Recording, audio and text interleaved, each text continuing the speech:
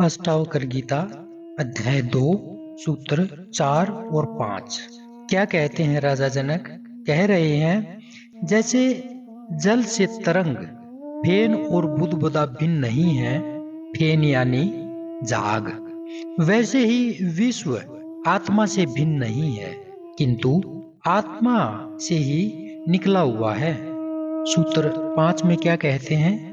जैसे विचार करने से वस्त्र तंतु मात्र ही होता है, वैसे ही विचार करने से यह संसार आत्मसत्ता मात्र ही है। क्या कहा?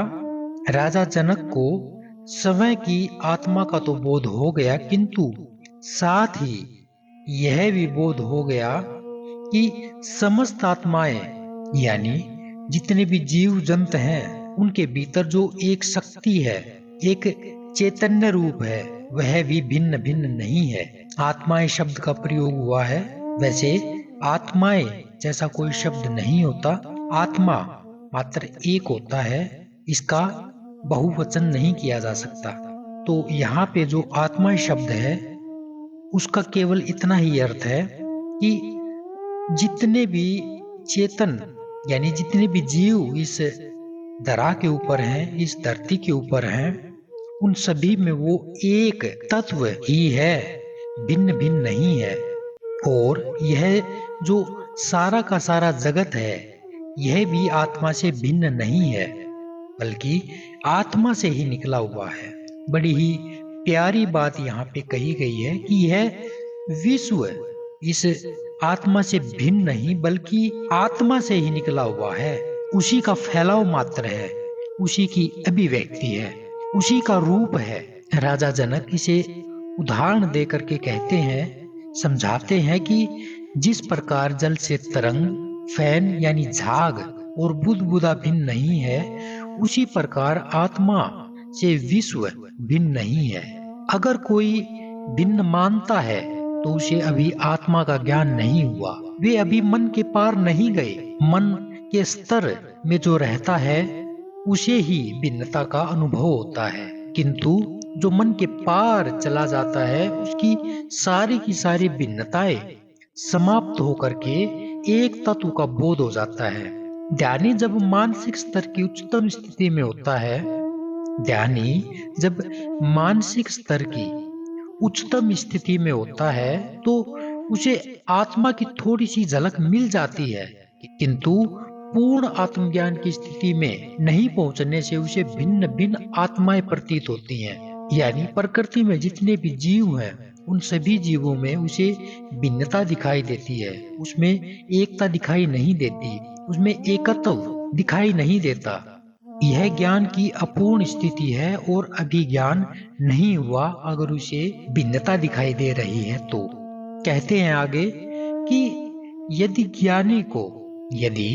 ज्ञानी को सब में एक ही परमात्मा न दिखाई दे, तो समझ लो अभी ज्ञान पूरा नहीं हुआ, यानी अभी ज्ञान हुआ ही नहीं है, अभी अज्ञान शेष है। अब तो वैज्ञानिक भी यही कहते हैं कि सारा अस्तित्व एक ही ऊर्जा का रूपांतरण है। ऐसी स्थिति में आत्माओं को भिन्न भिन्न मानना व यह कहना कि आत्माएं अनंत है, आत्मा और सृष्टि भिन्न है, ये सभी बातें अज्ञान जनित है, मूर्खता की है, फालतू की है। राजा जनक इन सभी बाधाओं से दूर आत्मबोध में स्थित आत्मा और विश्व की एकता का अनुभव कर रहे हैं। इसे वे एक और उदाहरण से स्पष्ट करते हुए कहते हैं कि वस्त्र दिखाई देता है, किंतु वह तंतुओं से बना है।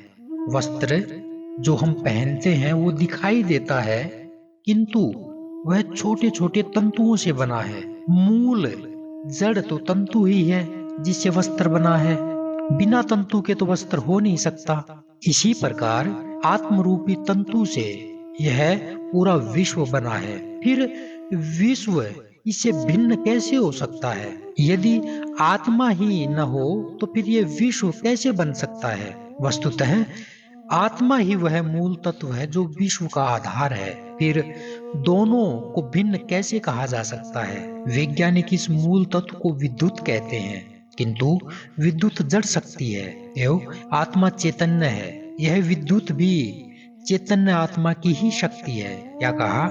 यह जो विद्युत है जिसे वैज्ञानिक मूल तत्व कहते हैं, यह भी जड़ शक्ति है और ये भी चैतन्य आत्मा की ही शक्ति है।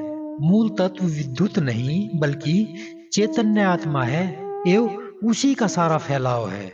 जड़ विद्युत से जड़ पदार्थों का निर्माण तो संभव है किंतु चैतन्य उत्पन्न होने की संभावना नहीं है।